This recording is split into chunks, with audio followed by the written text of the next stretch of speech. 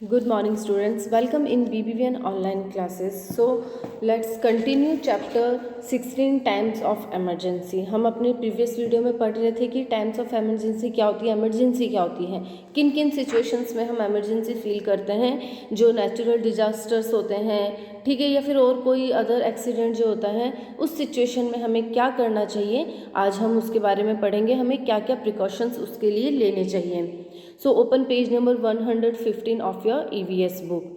It is important to keep all the emergencies number: hospital, police, fire brigades, ambulance, chemist, neatly listed in a diary to handle any emergency situations. ये बहुत ज़रूरी है कि किसी भी emergency situation के लिए हमें पहले वो emergency numbers को एक डायरी में मेंटेन रखना चाहिए. जैसे हैं हॉस्पिटल के हैं, पुलिस स्टेशन के हैं, या फिर जो फायर ब्रिगेड्स होते हैं, सडन अगर आग लग जाएगी तो आपके पास अगर फायर ब्रिगेड्स के नंबर होंगे तो आप उसे तुरंत कॉल कर सकते हैं. तो ये जितने भी इंपॉर्टेंट नंबर्स होते हैं एम्बुलेंस के, इनके, तो उनको एक डायरी में लिस्टेड रखना चाहिए.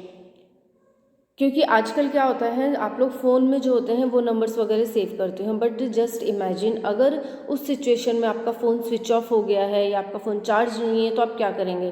तो एक डायरी मेंटेन रखनी चाहिए कि ऐसी एमरजेंसी में आप उसे यूज़ में ले सकें. For calamities such as cyclone we can listen to the radio और televisions news for warning.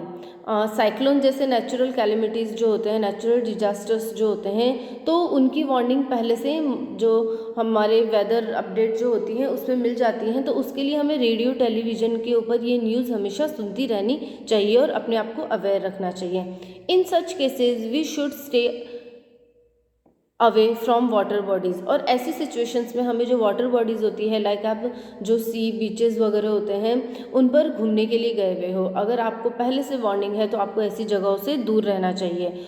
On hearing flood warnings we need to move to a safe place. जब हमें बाढ़ वाली वार्निंग मिल जाती है कि इस एरिया में बाढ़ आने वाली है, बाढ़ आने के चांसेस हैं हैवी रेनफॉल की वजह से, तो हमें उस जगह को छोड़ देना चाहिए और एक सेफ प्लेस पे चले जाना चाहिए.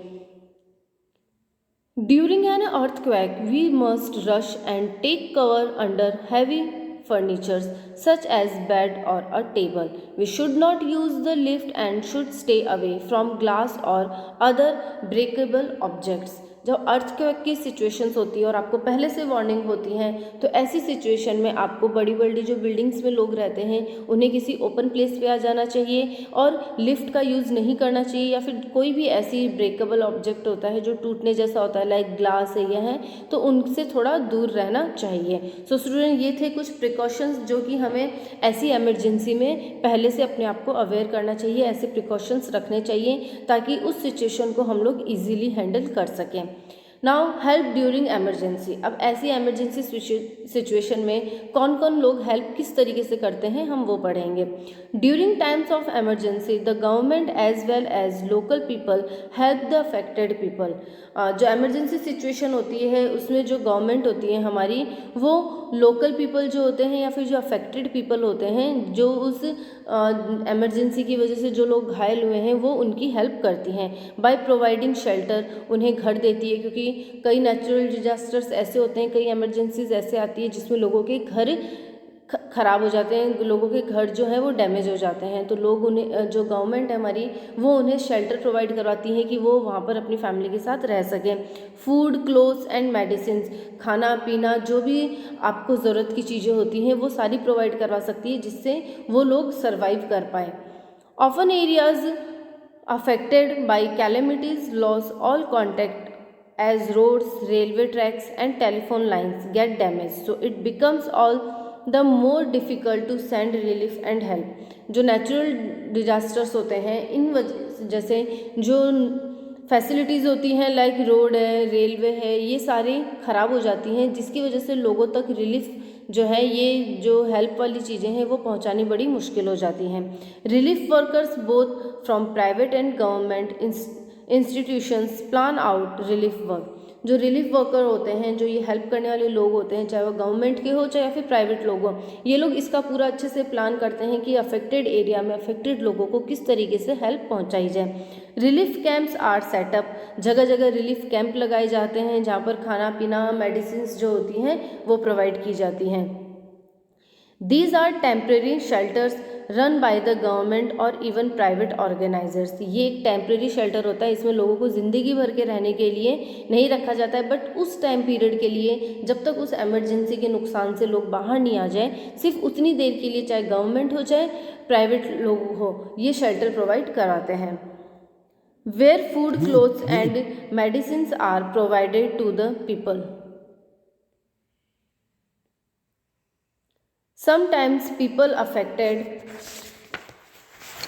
by natural disasters are not even capable of reaching a relief camp. The Army and the National Cadet Corps NCC are sent to rescue such peoples. कभी कभी नेचुरल डिजास्टर्स की वजह से लोगों को इतना ज़्यादा नुकसान हो जाता है कि वो रिलीफ कैंप तक भी नहीं पहुंच पाते हैं, तो ऐसी सिचुएशन में जो एनसीसी कैंप वाले लोग होते हैं वो उन तक रिलीफ जो केयर होती हैं या जो भी हेल्प आइटम्स होते हैं वो पहुंचाने का काम करते हैं। There are many non government organisation like NGOs that extend help world wide during such emergencies. The United Nations has many agencies such as WHO, UNICEF and UNESCO that carry out such relief activities. बहुत सारे non government agencies NGO भी ऐसे हैं जो कि ऐसी emergency में लोगों को हेल्प प्रोवाइड करवाते हैं। जो यूनेस्को और यूनिसेफ वाले हैं वो लोग इन लोगों को हेल्प प्रोवाइड करवाते हैं। People who are forced to leave their homes due to natural disasters as well as man made disaster such as war set up temporary shelters in the place they go to. These shelters are called refugees camp. जो लोगों को इन जो natural disasters और main made disasters की वजह से नुकसान होता है वो अपने जो टेम्परेरी शेल्टर्स हैं वो एक जगह से दूसरी जगह पे बनाते हैं, जिन्हें हम कहते हैं रिफ्यूजीज कैंप। सो स्टूडेंट्स, ये थे कि किस तरीके से आपको इमरजेंसी में प्रिकॉशंस लेना होता है और किस तरीके से